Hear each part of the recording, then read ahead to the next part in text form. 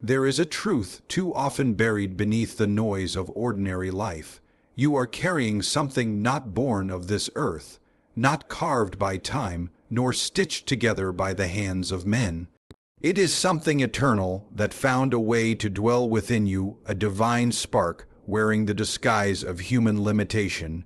You may call it talent, purpose, calling, or destiny, but whatever name you choose, know this: it is not a product of dust and soil.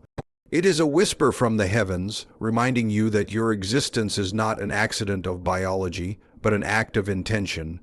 We walk through life surrounded by reminders of what is temporary. Buildings crumble, bodies age, seasons fade, and yet within you resides something that refuses to fade. Have you ever felt that strange ache in your soul, that longing for something greater, that hunger for meaning that the world cannot satisfy? That is the sound of eternity knocking on the door of your heart. It's the echo of your true origin calling you home. You were not designed merely to survive. You were designed to reveal something sacred. But here lies the mystery. The world will often try to convince you that your gift is too small, your voice too quiet, your light too dim. It will tell you to measure yourself by what you can see: money, status, applause. Yet the true power of your gift is that it defies those measures. It does not come from the ground beneath your feet, but from the breath that spoke the stars into being. And because it comes from above, the world cannot take it from you, no matter how hard it tries. The question, then, is not whether you carry something holy, but whether you will dare to release it. You may be afraid. You may look around and see a world that doubts miracles. But remember, every miracle ever witnessed began with someone who refused to hide their light. The gift within you is not meant to be guarded. It is meant to be given. And when you do, when you let that otherworldly fire flow through your hands, your words, your love, the ordinary becomes extraordinary. The earth itself feels heaven move. So walk with courage. What you carry is not fragile. It was not born in the shallows of time, but in the depths of eternity. Let it shape your days, your dreams, your destiny. The gift you carry does not come from earth, but it was sent here, through you, to remind the earth of heaven. The treasure within you was not made by men, but entrusted by heaven. The treasure within you was not made by men, but entrusted by heaven. This truth alone should awaken something fierce and beautiful inside you. You were not assembled by chance or fashioned by the expectations of others. Long before your name was ever spoken on earth, something sacred was spoken over you. A divine intention was breathed into your being, a purpose that cannot be replicated, replaced, or reduced. The world may celebrate skill, intellect, or fame, but what you carry runs deeper than talent. It is not the product of effort, but of origin. You did not invent your light. It was placed in you by the same hand that shaped the galaxies. The tragedy is that many walk through life unaware of this treasure. They bury it under fear, comparison, or the hunger for approval. They believe they must earn what they already are. But the truth is simpler and far more astonishing. Heaven trusted you with something eternal. It is not your education, your possessions, or even your reputation that define your worth. It is the unseen flame within you, burning quietly, waiting to be recognized. Sometimes the treasure feels heavy, doesn't it? Responsibility often does. You sense there's more in you than what the world can see, and that awareness can be both thrilling and terrifying. You wonder why you've been given dreams too large for your surroundings, visions too bright for those around you to understand. But that is the proof of your divine entrustment. Heaven never places greatness in comfortable soil.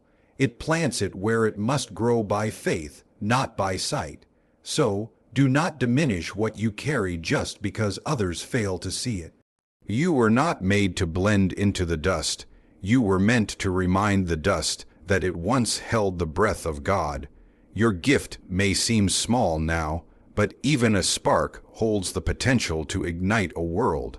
What you have is not ordinary, because it was not born from the ordinary. It was entrusted to you for a purpose that stretches beyond your lifetime. The treasure within you was not made by men, but entrusted by heaven, and heaven does not make mistakes. What is divine in you cannot be measured by earthly standards. What is divine in you cannot be measured by earthly standards. The world around us is obsessed with numbers, rankings, and appearances. It measures worth in wealth, beauty, success, and applause. Yet none of these scales can weigh the true value of a soul. The divine essence within you was not designed for the marketplace of opinions. It cannot be quantified, compared, or diminished by circumstance. You may look at yourself through the eyes of a society that demands proof of greatness, but the sacred truth is this: what is eternal in you cannot be captured in statistics or framed by human judgment. There is something within you that does not decay with time, that does not shrink with failure, that does not fade when the crowd turns away. You carry an invisible dignity, a reflection of the divine itself. It is this unseen part of you that endures through every storm. While the world tells you to chase validation, the divine within you whispers, "You are already enough." The challenge is not to gain worth, but to remember it. You are not valuable because of what you achieve. You are valuable because of what you are. Sometimes you will find that people misunderstand you, overlook you, or even belittle what you offer. That is because they are trying to measure the infinite with a ruler made for dust. Let them. You do not need their understanding to shine. The divine is not meant to be obvious. It reveals itself in quiet strength, in compassion when none is deserved, in perseverance when all seems lost. It is in the way you love, forgive, and hope when the world gives you no reason to. So, do not let human judgment become your mirror. Look higher. Measure yourself not by the echo of approval, but by the light that burns steadily within you. When you begin to see yourself through the eyes of eternity, you will stop striving to fit into places you were never meant to belong. What is divine in you cannot be measured by earthly standards, for it was never shaped by them. The heavens themselves recognized your worth long before the world had words for it. Your purpose is to let eternity speak through your brief moment on earth.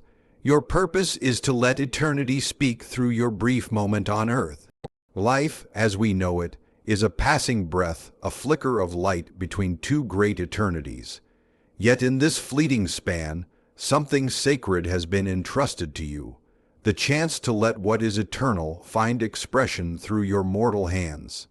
Every act of kindness, every word of truth, every moment of courage is eternity whispering through time. You were not placed here merely to exist, but to reveal something of the divine heart to a world that has forgotten how to listen. When you create beauty, you echo the Creator. When you forgive, you mirror the grace of heaven. When you love selflessly, you allow the eternal to speak a language the world understands. That is your purpose, to be a vessel through which eternity touches the dust, through which the unseen takes visible form. And though your days may seem small or ordinary, remember that the eternal often chooses humble instruments to sing its most powerful songs. The greatest tragedy is not death, but living without ever letting your soul speak. Many spend their years chasing noise, success, approval, distraction, yet silence the very voice within them that carries heaven's tone. But when you allow eternity to speak through you, life takes on a deeper rhythm. The ordinary becomes sacred, even pain becomes purposeful. The fleeting begins to shimmer with meaning because it points to something that cannot die.